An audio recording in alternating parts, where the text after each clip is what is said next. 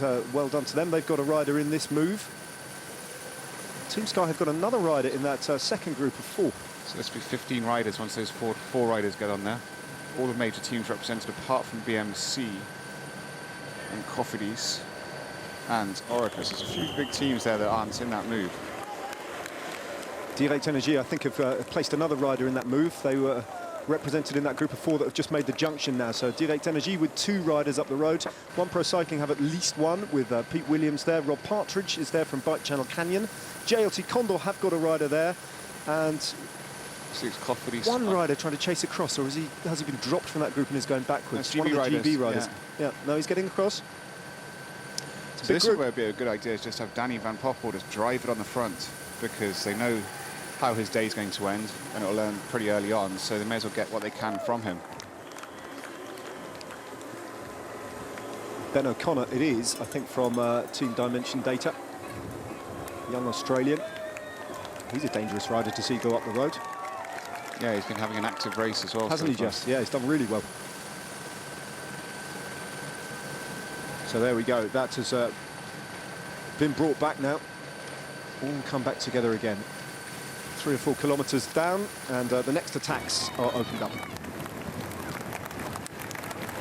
Scotton it is, right towards the back. So if you're on Thomas Voeckler watch, at the moment he's invisible, which is normally spells imminent danger for the peloton. He's not at the back, so where is Monsieur Voeckler at the moment? Mitch Docker for Scott Bernie Eisel. Bernie Eisel takes things up, Dimension Data, yeah. Dimension Data are leading the teams competition at the moment.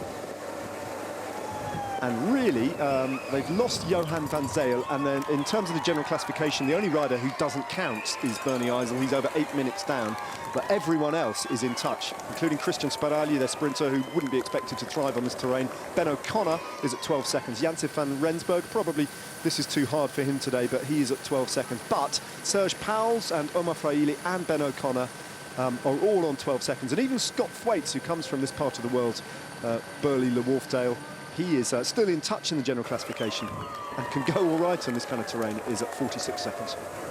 And you can see here, Orica's got really, they've now announced kind of what they're doing. They're not defending the jersey in the slightest, or even going to pretend to. So that's, as I said before, they're almost treating it like they don't have the jersey in the team. Got a feeling Peric Kemener is the Direct Energy rider, and that wouldn't surprise anybody to see him trying to get in a move.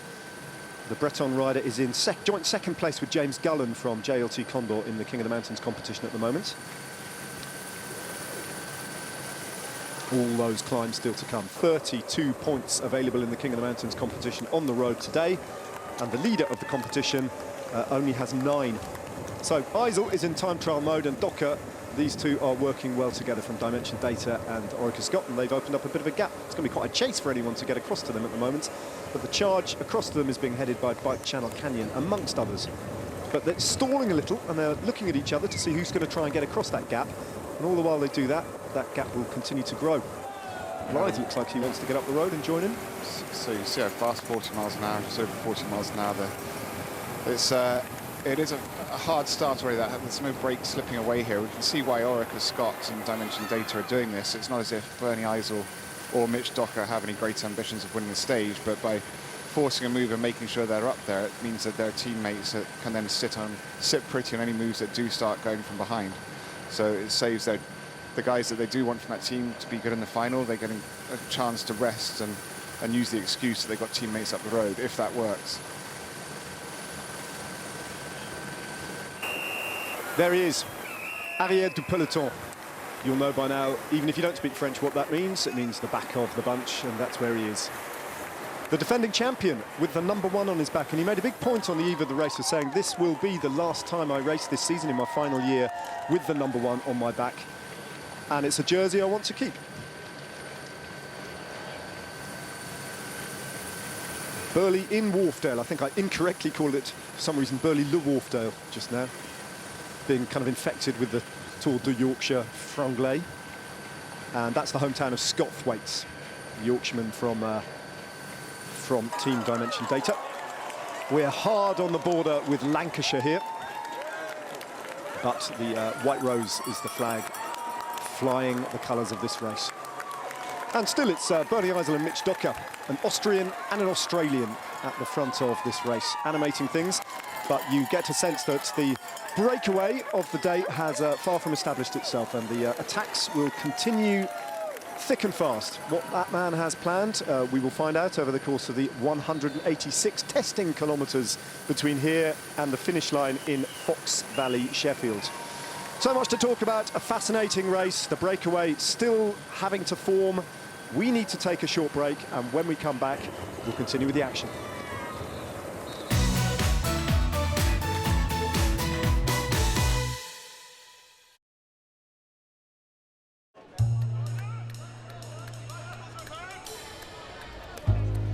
Let's not mess about.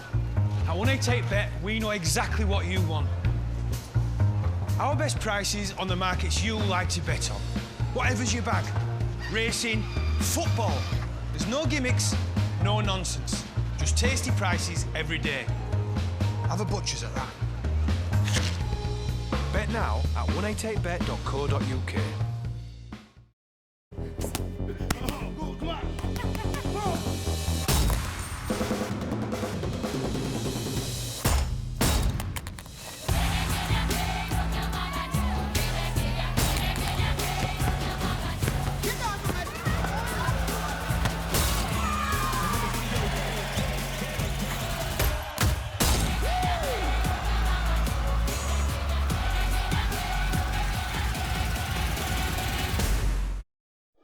Celebrating the 100th anniversary of the House of Windsor this year, a new £1 coin has been issued by the Gibraltar government in strictly limited edition. Honouring Elizabeth II, the head of the royal family, this official coin has been fully layered with pure 24-carat gold and refined with the most precious coin metal, platinum. This strictly limited edition is now available for just £5.95 instead of later £56. An over £50 saving. Order now. Call 0800 909 8889 and get this official limited coin issue layered with 24-carat gold and platinum for just £5.95 plus £2.99 post and packaging. You will also receive an elegant wristwatch as a gift, absolutely free. That number again, 0800 909 8889. Call now. Is that an update on the house sale, soldier? Yes, sir. Intel from Yopa. Viewing books for 1,300 hours. Up and at 'em, villagers. This house is a tip. Yopa gives you more control when selling your home.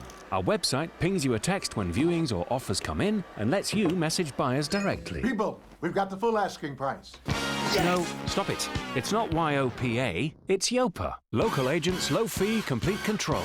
Book a free valuation at yopa.co.uk. Check in to a Now TV Sky Cinema Pass and check out the latest blockbusters, like these. Start your 14-day free trial and stream over 1,000 movies on demand, including the latest big screen hits, as well as all your favourites, all without the whiff of a contract.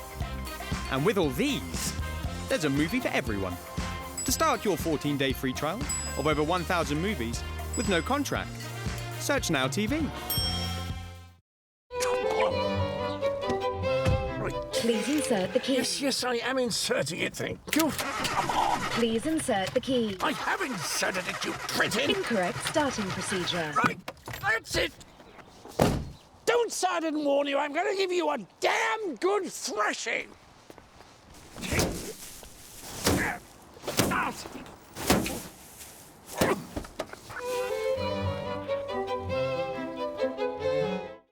Hungry citizens of Britain, Just Eat wants to know what you want to eat tonight. Pizza with ham. I want sushi. Corn dumplings. Sweet and sour pork with egg fried rice. Lamb shish. I want fish and chips. I want chicken pad thai. Korean pork steamed buns. I want something spicy! Your favourite local takeaway restaurants are standing by. Download the Just Eat app or order now online. In the world we live in, everyone has an angle. In the heat of the moment, it is hard to know where to stand. But when the day draws to a close, it's our job to try and make sense of it all. with a fresh new perspective. ITV News at 10, with me, Tom Bradby. Welcome back. The Cow and Calf on the outskirts of Ilkley. What a prominent landmark that is. Looking absolutely glorious on the race today.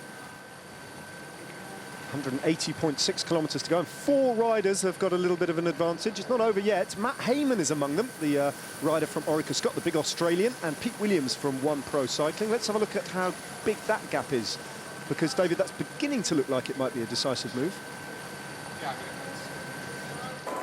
Yeah, 4 riders, you can see it. I mean, they've got Orica Scott as the only bigger, Matt Hayman, so it's a strong rider.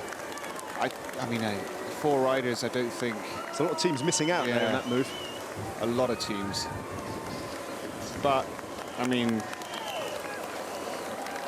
It's probably, you know, the gap's happening. They've been fighting non-stop since the start, so it's been 12 Ks, we can see. I think that's Katusha or Coffidy's in the front behind with a red jersey, that's for sure. But they're going deep. I mean, look how hard Matt Hayman's going. If Matt Hayman's going that hard, it's going to be... He wants to force that. He wants to break the...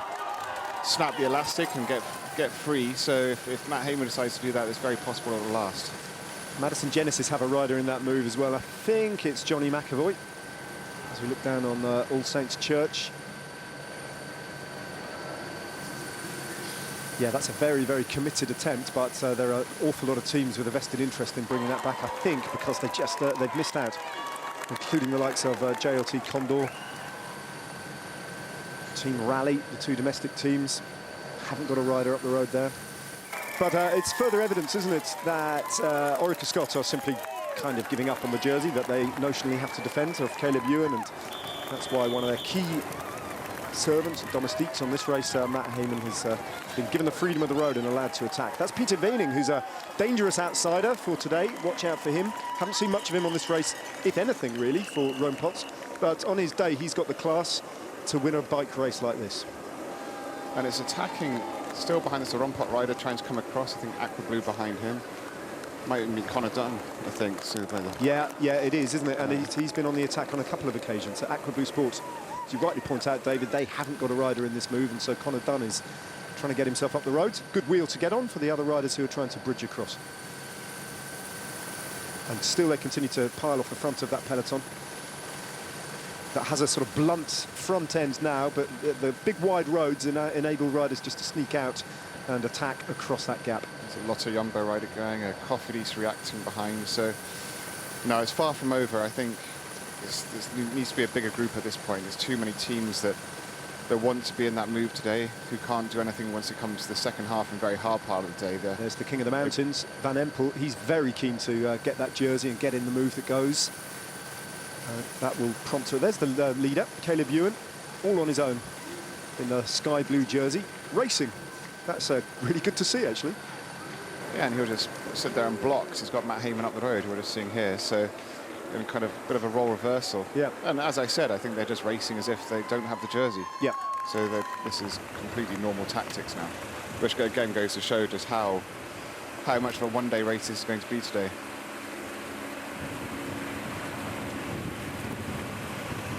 There's Pete Williams, who's been there and done that in breakaways repeatedly in stage races in the United Kingdom. Remember, in addition to the Tour of Britain, in which he absolutely thrived, seemingly in a breakaway and up the road every day, Pete Williams. Got real endurance and stamina and strength, and a lot of nous about him as well. And when he gets in a breakaway, Williams, he's often the first to attack and the last to give up.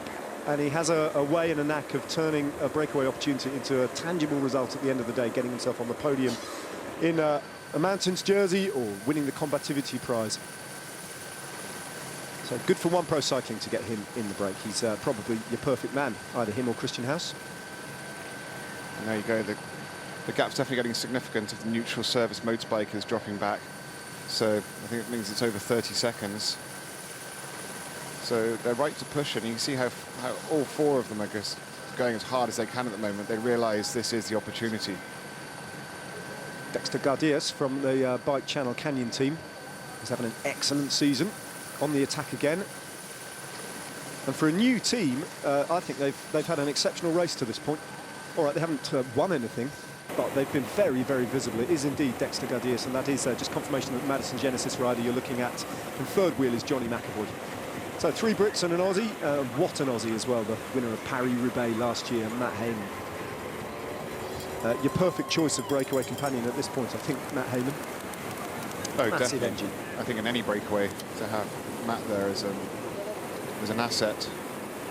What we don't know is what's happening behind at the moment as McAvoy and the rest of this group of 4 start to work really well together and stretch out a lead that's 20 seconds. How many riders there are? Last time we looked, we saw Etienne Van Empel in the King of the Mountains jersey, the pink jersey from Roompot, trying to chase across, as well as Connor Dunn. There he is. So Connor Dunn is all on his own now, trying to get across. But still they're attacking off the front.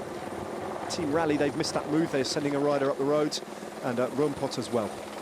No sign at the moment of the King of the Mountains, though. The Roompot rider in the pink jersey has gone back to the peloton. Yeah, it's still all very active. Look at dimension data. They've got 4 riders across the front now.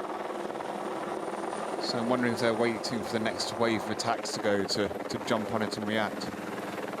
Well, he's the other side of a central reservation, just picking his own route. And at some point, he's going to have to rejoin the peloton. He'll turn right-handed. There he is. It's quite a smart little move, that, actually. Saved himself a few metres of racing.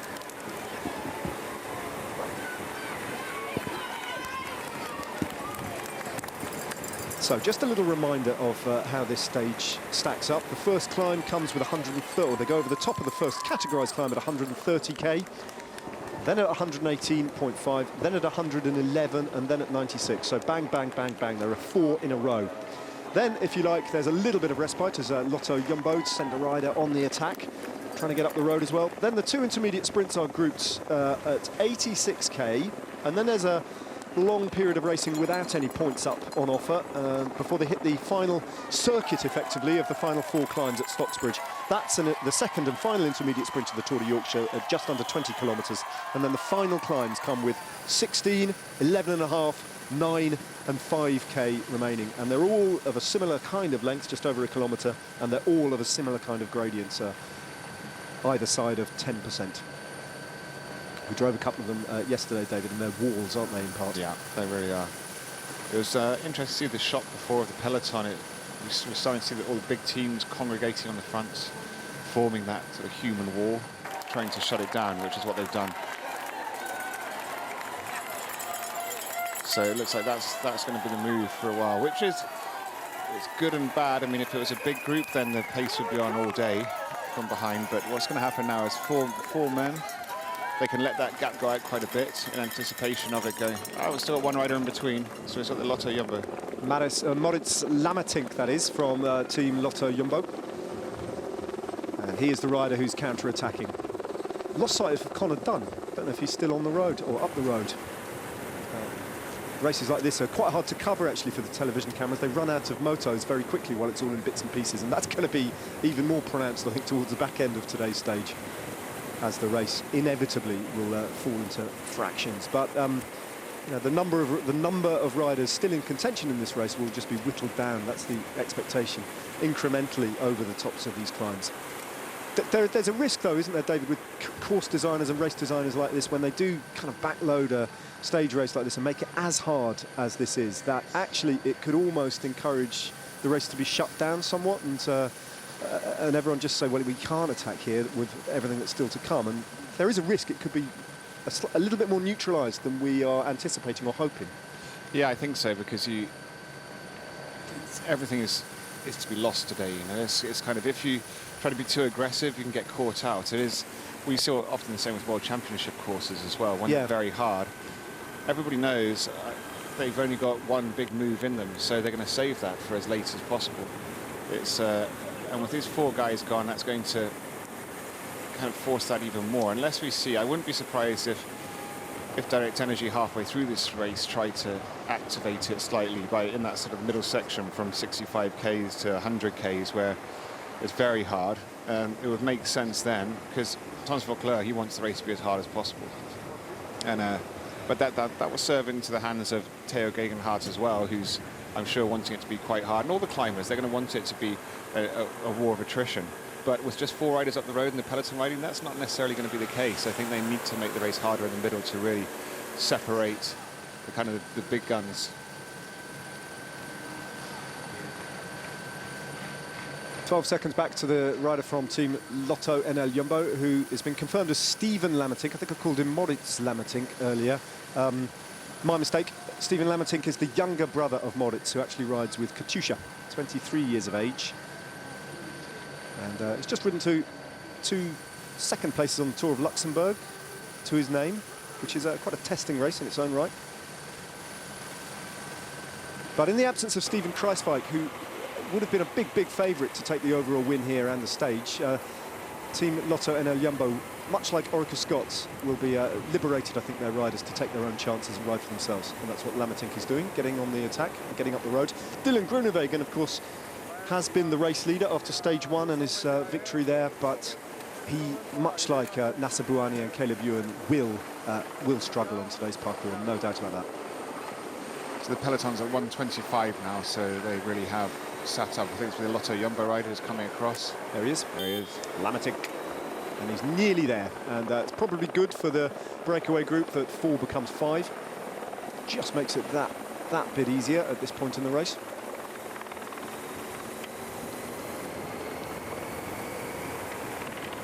And he's made the junction. So it's clear seniority in this breakaway, isn't there? Matt Hayman is the alpha male, the silverback gorilla there, and it's an interesting point, isn't it? Because he might know some of these riders just by chance, but there'll be many there I think he probably doesn't know the first thing about. No, for Matt sure. Hayman, and he'll be discovering about them now. Yeah, I doubt he'll know anything. It's the sort of situation where he'll have to ask his director sportif, his road manager, to give him information on them. Ask, are these guys good climbers, or sprinters?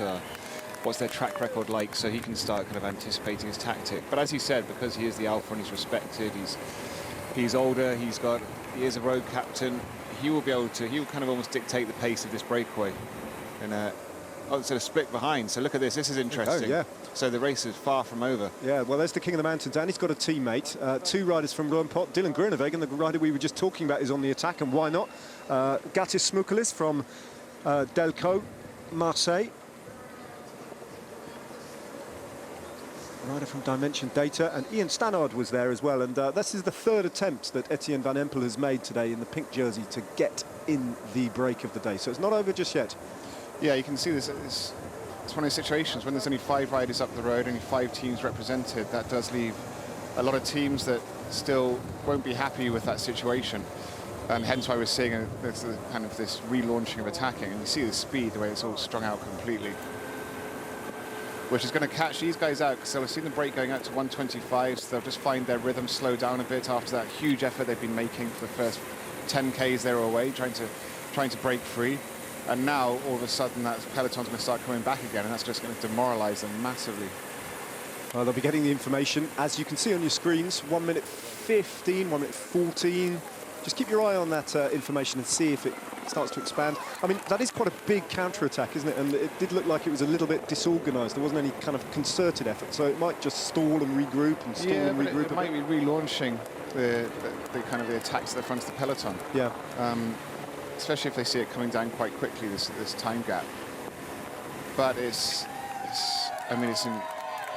think that's indicative of what we have ahead of us. I think there could be it's not going to follow its normal protocol of brakes gone, let's just sit behind, let the time gap go up, set a tempo and reel them in slowly. It looks like it's going to be a much more aggressive, dynamic race today. Heading down towards Bolton Abbey. And there it is. A lovely part of the world in the river valley there. Just going through that arch as they leave Ilkley.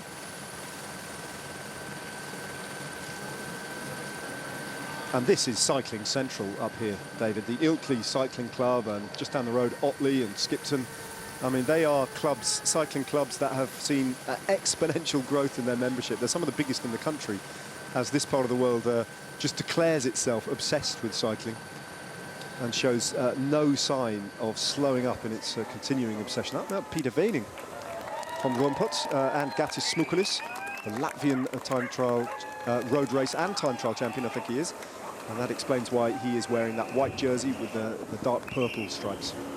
Yeah, it's 2 very strong riders, so that will then force more action from behind. I mean, you see the pelotons there. Yeah, you can see it's all scattered, broken up. Dimension Data is still omnipresent at the front. So although they're there, they tend to, they're continuously missing these moves. I mean, if you see these two riders going, you jump on it immediately because you know they're the sort of riders that can take this a very long way. Yeah, that's a classy counter-attack there from Rompot and Delco Marseille. And there's the peloton. Those are the two riders you saw on the counter-attack. The actual breakaway is now just under a minute up.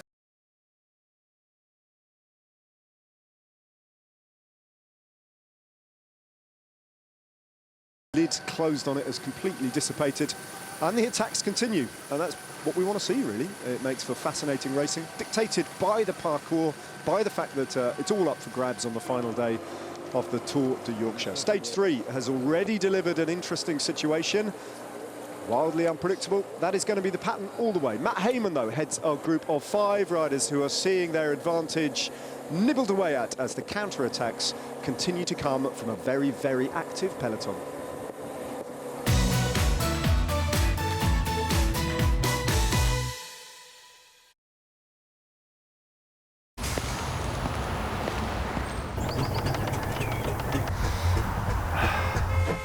Unlike some funeral plan providers, Co-op Funeral Care cover all